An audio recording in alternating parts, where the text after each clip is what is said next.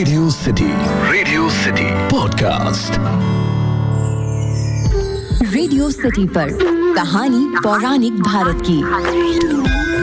Radio city पर अखिल के साथ हैं आप और ये है कहानी पौराणिक भारत की, एक ऐसा पॉडकास्ट जहां मैं आपके लिए रामायण, महाभारत, पुराण इत्यादि से किस्से कहानियां लेकर आता हूं। और आज मैं आपको सुनाऊंगा महाभारत में बताई गई विदुर नीति के बारे में। तो होता कुछ इस प्रकार से है कि जो युद्ध है उसके शुरू होने से पहले धृतराष्ट्र जो है वो विदुर को बुलाते हैं अपने कक्ष में और उनसे कहते हैं कि मैं तुम्हारे धर्मयुक्त तथा कल्याण करने वाले सुंदर वचन सुनना चाहता हूं, क्योंकि इस राज ऋषि वंश में केवल तुम ही विद्वानों के भी माननीय हो।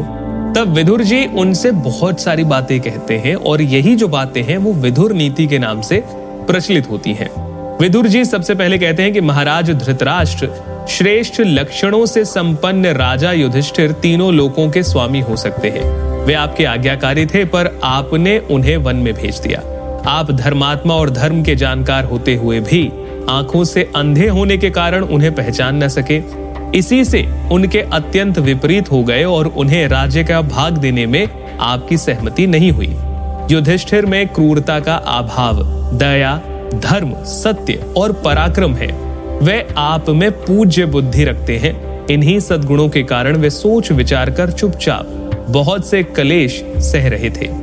आप दुर्योधन, शकुनी, कर्ण और दुशासन जैसे अयोग्य व्यक्तियों पर राज्य का भार रखकर ऐश्वर्य वृद्धि कैसे चाहते हैं?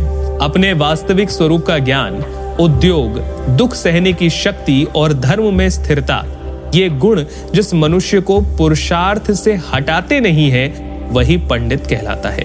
अब यहाँ पर विदुर जी पंडित किसे कहा जाता है वो समझाने की कोशिश करते हैं। तो विदुर जी कहते हैं कि जो अच्छे कर्मों का सेवन करे, बुरे कर्मों से दूर रहे, साथ ही जो आस्तिक और श्रद्धालु हो, उसके वे सद्गुण पंडित होने के लक्षण हैं। क्रोध, हर्ष, गर्व, लज्जा, उद्दंडता और अपने को पूज्य समझना, ये भाव जिसको पुरुषार्थ से भ्रष्ट नहीं करते वही पंडित कहलाता है। दूसरे लोग जिसके कर्तव्य, सलाह और पहले से किए हुए विचारों को नहीं जानते बल्कि पूरा काम हो जाने पर ही जानते हैं, वही पंडित कहलाता है। सर्दी, गर्मी, भय, अनुराग, संपत्ति या दरिद्रता, ये जिसके कार्य में विघ्न नहीं डालते वही पंडित कहलाता है। जिसकी लौकिक बुद्धि धर्म और अर्थ का ही अनुसरण करती है और जो भोग छोड़कर पुरुषार्थ का वर्ण करता है, यानी कि जो मेहनत करता है, वो पंडित कहलाता है।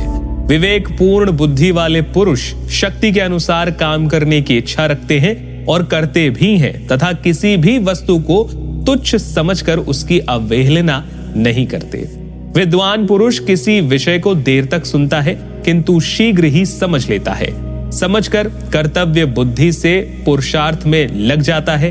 कामना से नहीं, बिना पूछे दूसरे के विषय में व्यर्थ बात नहीं कहता है। उसका यह स्वभाव पंडित होने का मुख्य पहचान है।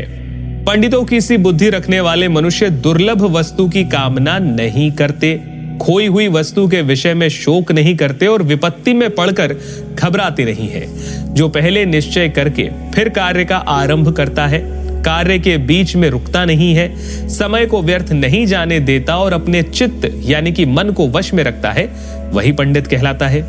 भरत कुलभूषण पंडित जन श्रेष्ठ कर्मों में रुचि रखते हैं, उन्नति के कार्य करते हैं तथा भलाई करने वालों में दोष नहीं निकालते हैं। जो अपना आदर होने पर हर्ष के मारे फूला नहीं उठता, अनादर से संतृप्त नहीं होता, वो पंडित कहलाता है। जिसकी विद्या बुद्धि का अनुसरण करती है और बुद्धि विद्या का, तथा जो शिष्ट पुरुषों की मर्यादा का उल्लंघन नहीं करता, वही पंडित की पदवी पा सकता है। तो ये थी विदुर नीति। हालांकि विदुर नीति के बारे में और भी बहुत सारी बातें हैं जो मैं आगे आने वाले पॉडकास्ट में आपके लिए लेकर आऊंगा। फिलहाल के लिए इतना ही। सुनते रहिए रेडियो सिटी। रेडियो सिटी पर कहानी पौराणिक भारत की।